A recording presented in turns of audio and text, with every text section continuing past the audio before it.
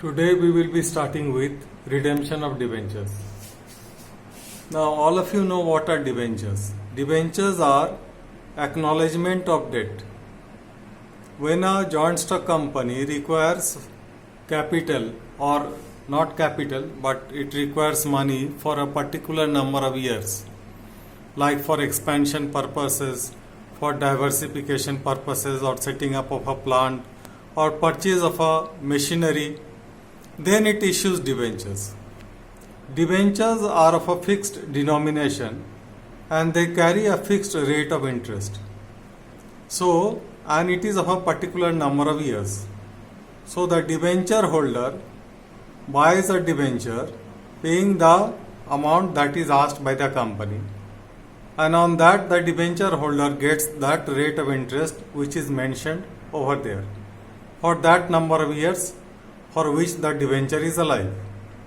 And after the tenure or the life of the debenture is over, the money is returned back. The money that is the face value of the debenture is returned back to the debenture holder. This returning the money of the debenture to the debenture holder is known as redemption of debentures. So we can say that redemption of debentures means repayment of the amount of debentures to the debenture holder. So that means the liability that the company had, that is discharged when the company repays the debentures. This is known as redemption of debentures. Now redemption of debentures can be out of capital, or it can be out of profits, or it can be partly out of capital and partly out of profits. So when the redemption of debentures is out of capital, then in that case no amount is taken from the statement of profit and loss. When the redemption of debentures is purely out of profits, then the amount which is to be paid to the debenture holder is taken totally from the statement of profit and loss. And when the redemption of debentures is out of capital as well as profits, the part which is redeemed out of profits, it is taken from statement of profit and loss, and the part which is redeemed out of capital is not taken from statement of profit and loss. Now certain companies are exempted from paying debentures from the statement of profit and loss, and thereby creating what we call it as the debenture redemption reserve.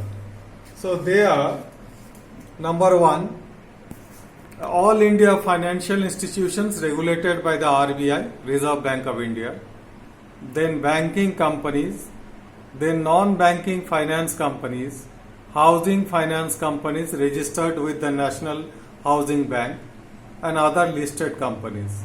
These type of companies need not pay the debentures out of profits, but they may pay the debentures purely out of capital. So these five categories of companies are exempted from paying debentures or redeeming the debentures out of profits. But if you look at Rule 18(7) Part C of the Companies Act 2014, it states that listed companies are not required to create any debenture redemption reserve. Hence, they can redeem all the debentures out of capital. And unlisted companies are required to create debenture redemption reserve equal to at least 10% of the outstanding debentures out of divisible profits. That means they can redeem only 90% of the debentures out of capital. So did you follow?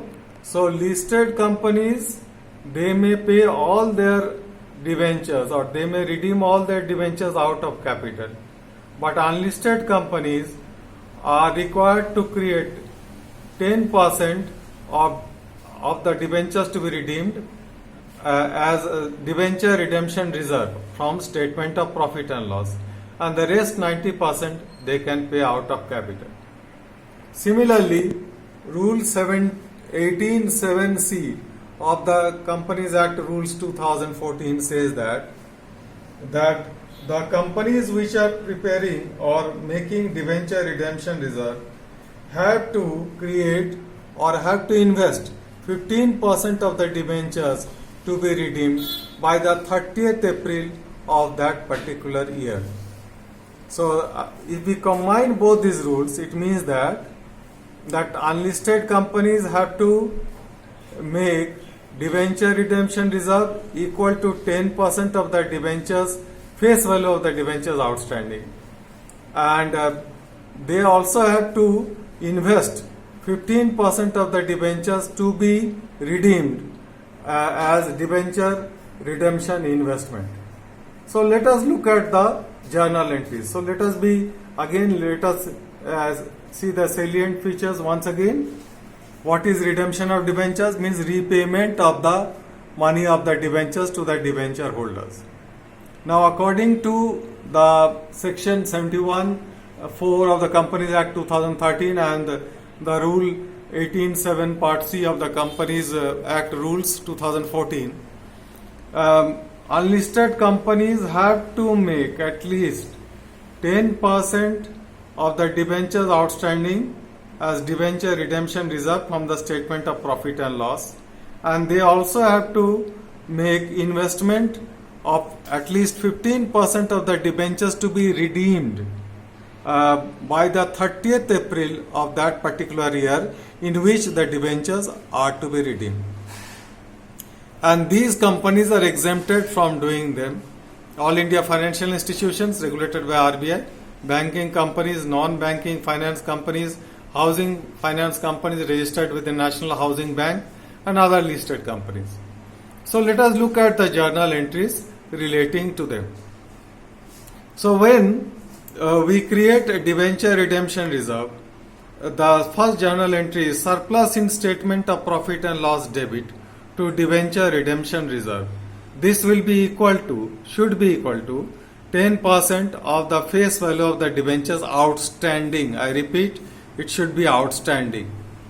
Then the next entry is for investment.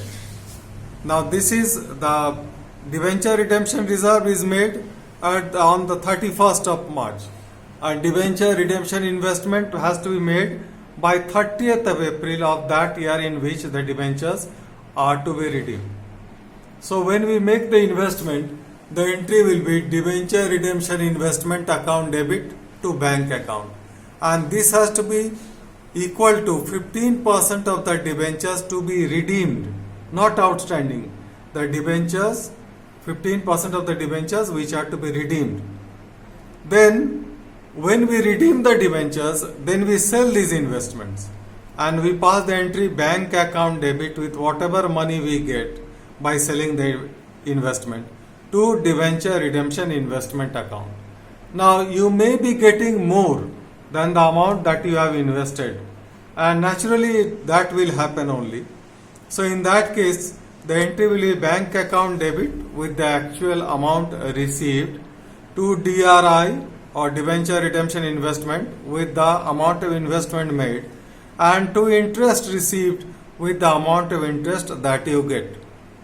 Then when we redeem the debentures, then debentures account debit to debenture holders account.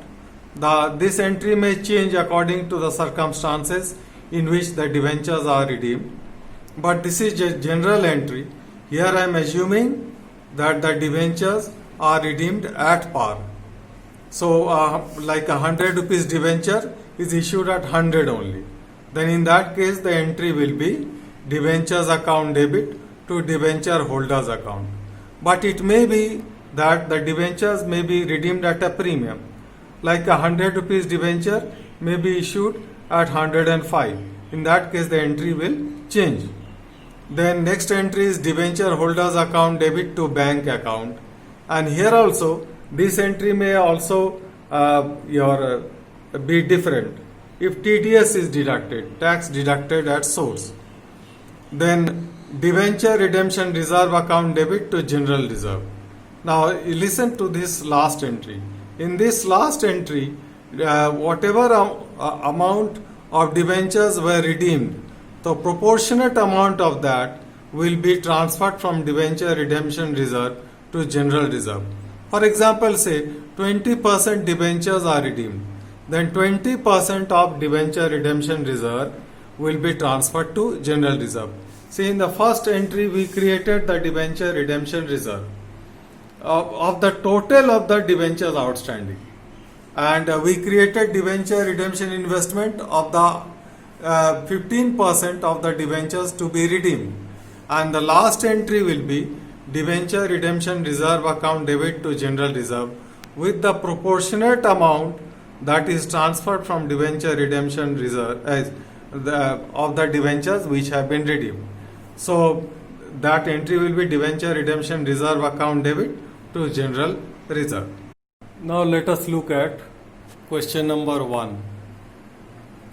Kaveri Limited, an unlisted company, issued 50,000 8% debentures of rupees 100 each at par on 1st October 2015, redeemable on 31st March 2020. It was decided to invest 15% of the face value of debentures to be redeemed towards debenture redemption investment. In short, I have written it as DRI. On 30th April 2019, the debentures were redeemed on the due date. Give journal entries for the issue and the redemption of the debentures. So 8% debentures we are having.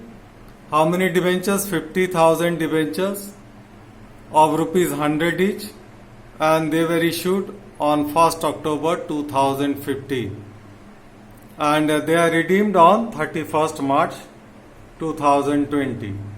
So according to the rules, since it is an unlisted company, minimum 10% of the debentures outstanding, that has to be that much has to be DRR has to be created, and 15% of the debentures to be redeemed, that has to be invested as debenture redemption investment. We will call it as DRI. So let us look at the issue entries first. 1st October 2015, when they are issuing 50,000 debentures of 100 each, so it comes to 50,000 into 100, 50 lakh. So bank account debit 50 lakh to 8% debentures application and allotment account 50 lakh. Here also we are assuming that the total money is received with application only.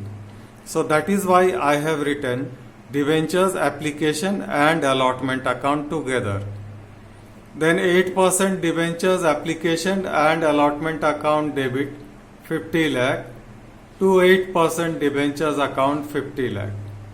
So issue entries are over. That was on 1st October 2015. Now when will the debentures be redeemed? They will be redeemed on 31st March 2020. That means on 31st March 2019 we have to create DRR, that is debenture redemption reserve. So 31st March 2019 we will create that, and that should be equal to 10% of the debentures outstanding. So 10% of 50 lakh is 5 lakh. So on 31st March 2019, statement of profit and loss debit 5 lakh to debenture redemption reserve account 5 lakh. So you see, I am not writing profit and loss account. It should not be written. Okay. So it should be simply statement of profit and loss to DRR 5 lakh, that is 10% of 50 lakh. Then on 30th April 2019, debenture redemption investment account debit 7,50,000, that is 15% of 50 lakh. So minimum investment has to be made 15% of the debentures to be redeemed. The debentures to be redeemed is 50 lakh. So 15% of 50 lakh is 7,50,000. So debenture redemption investment account debit 7,50,000 to bank account 7,50,000. Then on 31st March 2020, when the debentures are to be redeemed, first of all we will sell the investment. Now here no rate of interest is mentioned.